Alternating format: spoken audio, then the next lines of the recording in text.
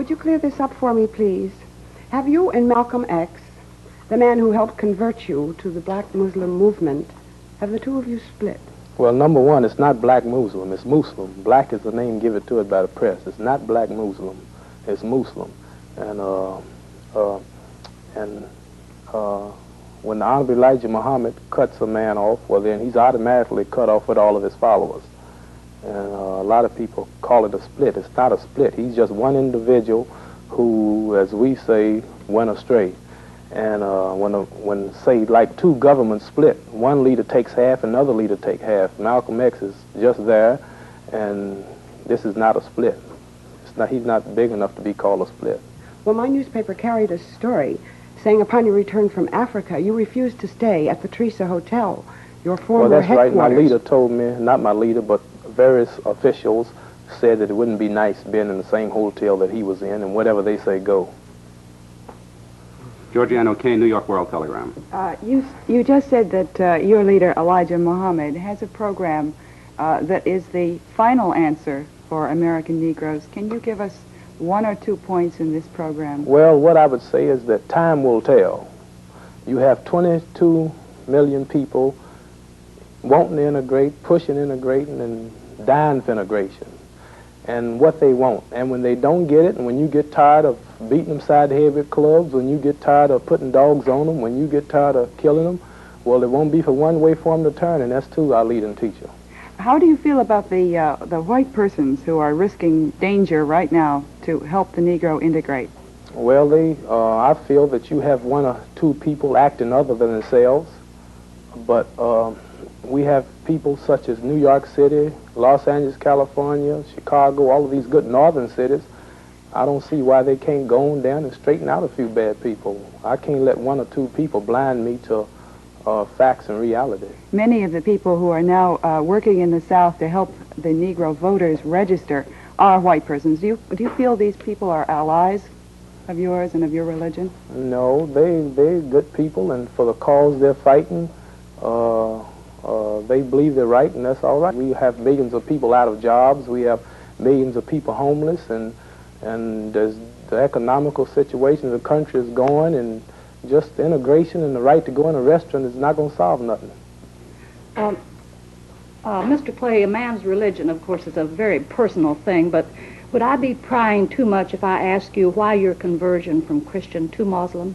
First of all, I'm going to say, I have a new name now. It's Muhammad Ali. Yes.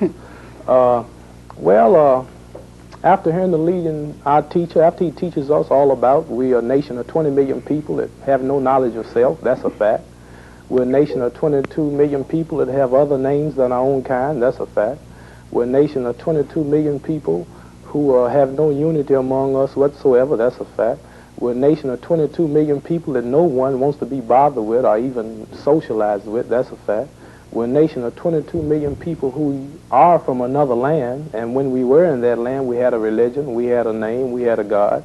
And after hearing the teachings of our leader, a man's mind is never the same again. And you can't help from being converted to the religion of Islam, because I was invited to 14 Islamic countries, and these people are the oldest people on the planet. So whatever they had was first. So whatever they had must be better than something 2,000 years old. To get back to your attitude toward the white man, you've been quoted as saying, "Why should I hate the white man? Because the white man's money made me what I am." Was that? No, I've never said that. You've never said not like that. They call us people. They call us.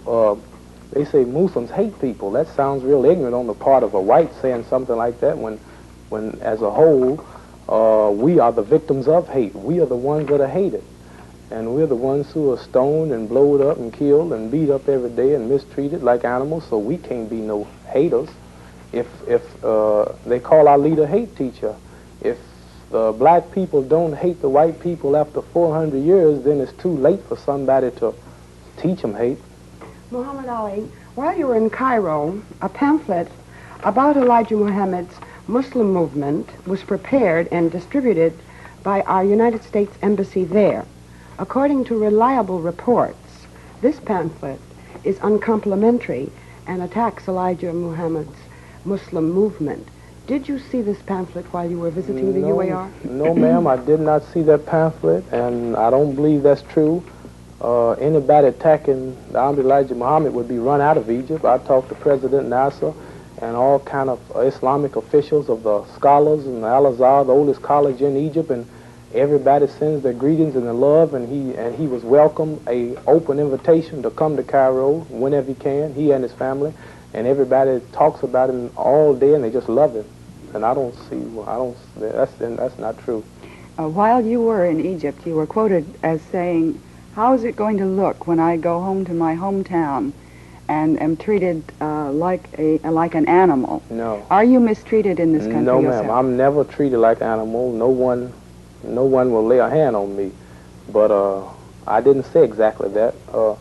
That's one thing that I know that our leader teaches the truth about when he says that the average person here is hypocritical and lie. I've said so many things that were actually straight out twisted. But I said that many of our people, it's a plain fact how our people are treated here in this country. You feel that many of your people are treated like animals, but that you yourself have not been. Is that no? They're not. They're not treated like animals as long as they stay in their place. As soon as they get out of the place, then they might get killed.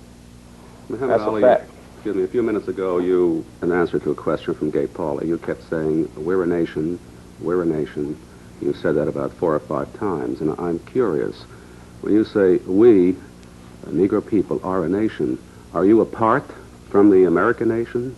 Do you feel that you're separate? Well, our leader teaches us that we are a nation within a nation.